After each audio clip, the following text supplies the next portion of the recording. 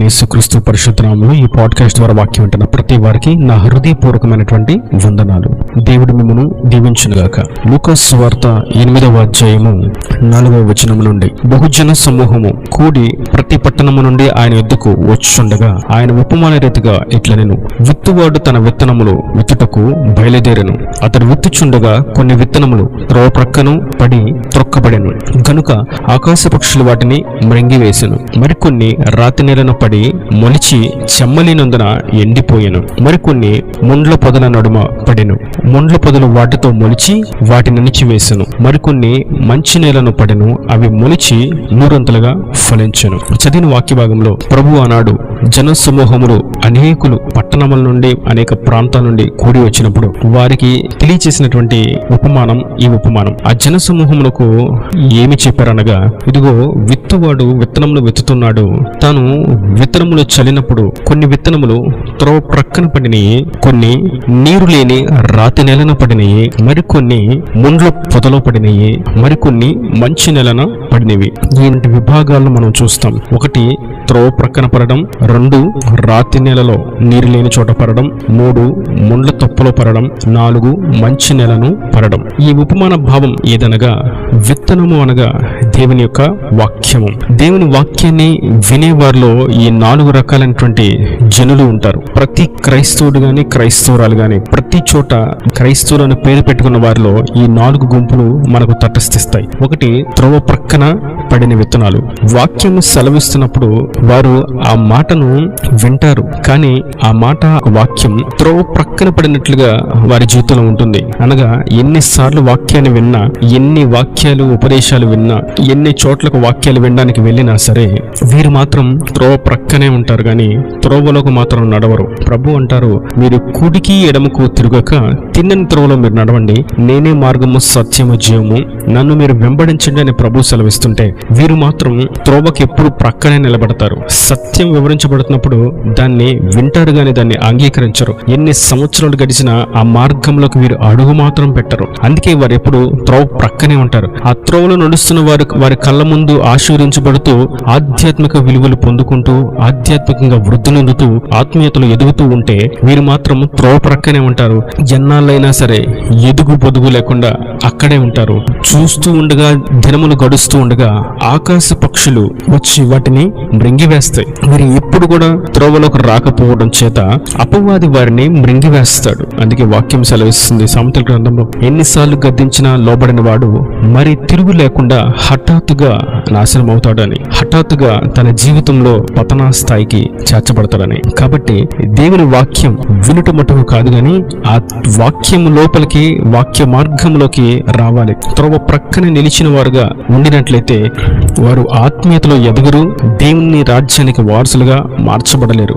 రెండో గుంపును మనం చూస్తాం. ఇవి రాతి నేలను పడినాయి. వీరికి వాక్యం వింటారు, కానీ వారిలో నీరు లేకపోవడం చేత రాతి నేల గనుక ఎన్ని మాటలు, ఎన్ని ఉపదేశాలు, ఎన్ని వాక్యాలు వివరించినా వారి బ్రతుకు మాత్రం అదే స్థితిలో ఉంటుంది. కొంచెం కూడా వాక్యానుసారంగా జీవిస్తాం, వాక్యాన్ని అనుగుణంగా మనం ప్రవర్తిద్దాం అన్నటువంటి ఆలోచన ధోరణి వారిలో ఉండదు. కారణం, వారి నేల రాతి నేల. కొంచెమైనను దానిలో చెమ్మ ఉండదు, కొంచెమైనా నీటి చుక్క ఉండకపోవడం చేత ఆ విత్తనం ఎదగక అక్కడే ఎండిపోతుంది. అనగా క్రైస్తవ్యంలో వాక్యం వినటం మటు కాదు, కానీ ఆ వాక్యాన్ని మనలో వృద్ధిని నింపు చేసేటువంటి సారం ఉండాలి. పరిశుద్ధాత్మ శక్తి నింపుదల ఉండాలి.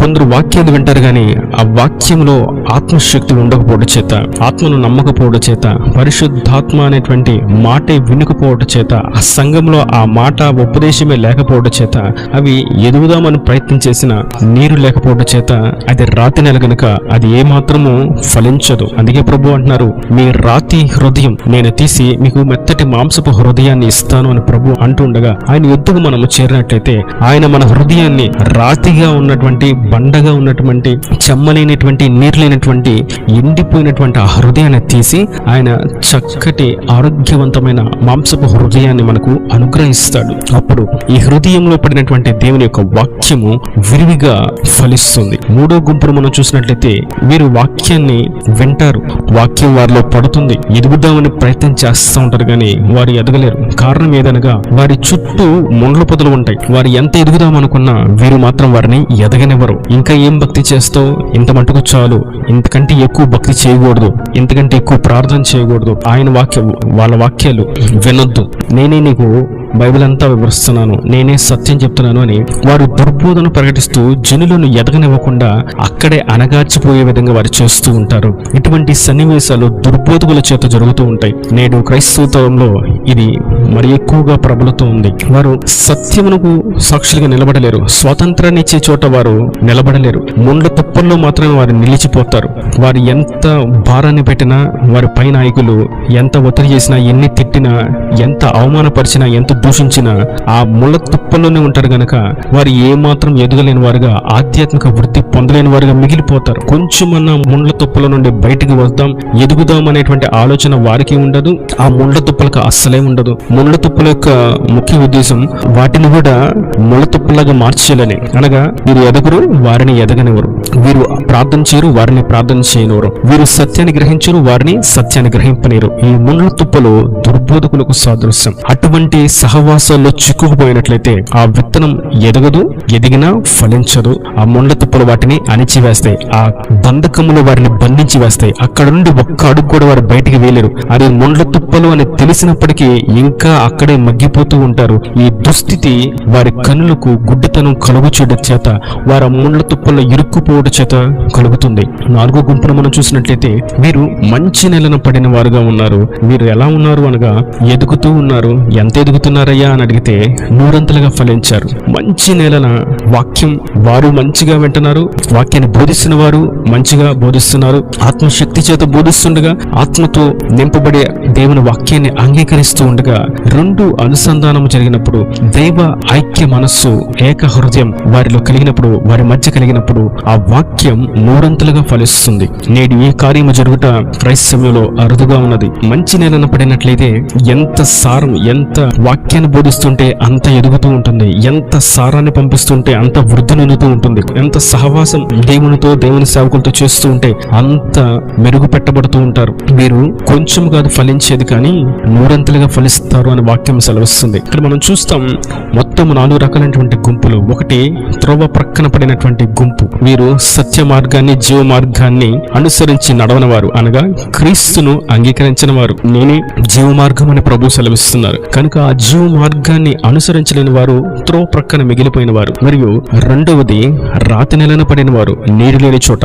నీరు అనగా పరిశుద్ధాత్మ. పరిశుద్ధాత్మ లేనటువంటి సహవాసంలో జీవిస్తున్న వారు. వీరు ఎదుగుదామని ప్రయత్నం చేసిన కొంచెం ఎండ పడగానే ఆ విత్తనాలు అక్కడ ఎండిపోతాయి. ఎందుకంటే రాతి నెల, నీరు లేని చోటు. పరిశుద్ధాత్మ నింపుదల, పరిశుద్ధాత్మ అభిషేకం, ఆత్మ నడిపింపు లేనటువంటి ప్రదేశంలో విత్తనములు ఎండిపోటే తప్ప ఎదగడం అనేది ఉండదు. అనగా రెండవదిగా పరిశుద్ధాత్మను పొందుకునేటువంటి క్రైస్తవ్యం. మూడవదిగా ముండ్ల తుప్పలు. వీరు దేవుని సహవాసానికి దూరంగా వెళ్ళిపోయి దేవుని వాక్యములైనటువంటి విషయాలన్నిటికీ ఆకర్షితులై శరీర క్రియలకు మాత్రమే, తుచ్చమైనటువంటి వాంఛల కొరకు మాత్రమే దేవుని యొద్దకు వస్తారు. ఆరోగ్యం కొరకు, ఉద్యోగం కొరకు, ఇంటి కొరకు, సమస్యల కొరకు, వీటి కొరకు మాత్రమే వస్తారు. ఆ సమస్యలు తీర్చబడిన తర్వాత వారు ఆ ముళ్ళ తుప్పలోనే ఇరుక్కుపోతారు. అంతేగాని ఇవి మనకు శాశ్వతము కాదు, ఇక్కడ మనం ఉండకూడదు, ఈ ముళ్ళ తుప్పలు మనల్ని ఎదగనివ్వకుండా ఆపివేస్తున్నాయి, ఈ సమస్యలను బట్టి మనం నిలిచి ఉండకూడదు, మనం బయటికి రావాలి, దీనికంటే ముఖ్యంగా మనం జీవ మార్గమైనటువంటి క్రీస్తును పొందుకోవాలి, పరిశుద్ధాత్మతో నింపబడాలనేటువంటి ఆలోచన, వాంఛ వీరిలో ఉండకపోవడం చేత వీరు దుర్బోధకులకు అంటుకట్టబడి ఉంటారు. ఈ ముండ్ల తుప్పలు దుర్బోధలకు సదృశ్యం. క్రీస్తును విడిచిపెట్టి, పరిశుద్ధాత్మను విడిచిపెట్టి దుర్బోధలకు అంటుకట్టబడే వారు అందరి పరిస్థితి ఇట్టి విధంగానే ఉంటుంది. వారు ఎదుగులేని వారుగా మిగిలి మిగిలిపోతారు. అయితే దేవుని వాక్యాన్ని వింటూ జీవ మార్గాన్ని ఎన్నుకొని క్రీస్తును వెంబడిస్తూ పరిశుద్ధాత్మతో నింపబడి దేవుని సత్య సహవాసంలో, దేవుని ఏర్పాటులో, దేవుని పిలుపులో, దేవుని చేత అభిషేకించబడిన వారు, దేవుని చేత నడిపించబడుతున్న వారు, నిస్వార్థంగా సేవ చేసిన వారికి ఆ సేవ విధానంలో, ఆ సహవాసంలో అంటుకట్టబడిన వారు దేవుని కొరకు నూరంతులుగా ఫలిస్తారు. కనుక నేటి దినాన ప్రభు సెలవిస్తున్నారు, మీరు త్రోవ ప్రక్కన పడినటువంటి విత్తనాల వలె ఉన్నారా, లేదా నీరు లేని రాతి నేలన పడినటువంటి విత్తనాల వలె ఉన్నారా, లేదా ముండ్ల తొప్పుల్లో ఇరుక్కుపోయినటువంటి విత్తనాల వలె ఉన్నారా? ఆ ప్రాంతం నుండి, ఆ దుష్ట సాంగత్యం నుండి, ఆ త్రోవ ప్రక్క నుండి, ఆ రాతి నేల నుండి బయటకు రండి. ముండ్ల తుప్పలలో నుండి మీరు బయటకు రండి. సారవంతమైనటువంటి నేలను మీరు ఫలించినట్లుగా నేను చేస్తాను. నా మాట విని నా వాక్యము చొప్పున మీరు జీవితాన్ని జీవించినట్లయితే మీరు నూరంతలుగా ఫలిస్తారు. మీ ఫలము ఎక్కడ కొంచెం కూడా నశించదు, నష్టానికి చేరదు. సంపూర్ణమైనటువంటి ఫలమును మీరు అనుభవిస్తారు. అనేకులకు ఆశీర్వాదకరంగా, దీవెనకరంగా, మిమ్మును విత్తిన నాయకులకు సంతోషం, మీ పైన యజమానులకు సంతోషం, మీకు కావలి ఉండి మీ ఫలముల కొరకు ఎదురు చూస్తున్న తండ్రికి సంతోషం. అట్టి విధంగా మీరు నూరంతలుగా ఫలించాలని కోరుకుంటూ ఈ నా దేవుని మాటలు ప్రతి మన హృదయంలో మీరు కట్టు ఫలింప చేయను గాక. ఆమేన్. God bless you. తలల వంచి కన్నులు మూసిటితే మీ కొరకు చిన్న ప్రార్థన. ప్రేమ స్వరూపి కరుణ కటాక్షంగా తండ్రి నా ప్రభువా, ఇప్పటివరకు నీ కృపను మమ్మల్ని భద్రపరిచారు. ఈ వాక్యాన్ని ప్రతిబడిన కృపతో జ్ఞాపకం చేసుకోండి. త్రోవ పక్కన పడినటువంటి విత్తనాల వలె క్రీస్తును విడిచిన వారుగా ఉండక, రాతి నేలను పడినటువంటి విత్తనాల వలె పరిశుద్ధాత్మలైనటువంటి వారుగా ఉండక, ముండ్ల పొదలలో ఇరుక్కున్నటువంటి విత్తనాల వలె దుర్బోధలో ఇరుక్కుపోక, తండ్రి సహవాసానికి దూరము కాక, పరిశుద్ధాత్మ శక్తి చేత నింపబడిన వారుగా, నిన్ను అనుసరిస్తూ నీ స్వరూపులకు మార్చబడిన వారుగా, నీ వాక్యపు వెలుగులో వారి జీవితాలు కట్టబడినట్లుగా దీవించండి. నూరంతలుగా ఫలింపచేయండి. ఏ ఏ విషయాల్లో వారు ఇరుక్కుని ఉన్నారో ప్రతి ఒక్క బంధకాల నుంచి వారిని విడిపించండి. నెమ్మదిని, సంతోషాన్ని, సమాధానాన్ని కలుగు చేసి బహుగా ఫలింపచేసి అక్కడ రాజ్యాన్ని సిద్ధపరచమని యేసు పరిశుద్ధ నామమున ప్రార్థించి వేడుకుంటున్నాను తండ్రి. ఆమేన్. ఆమేన్.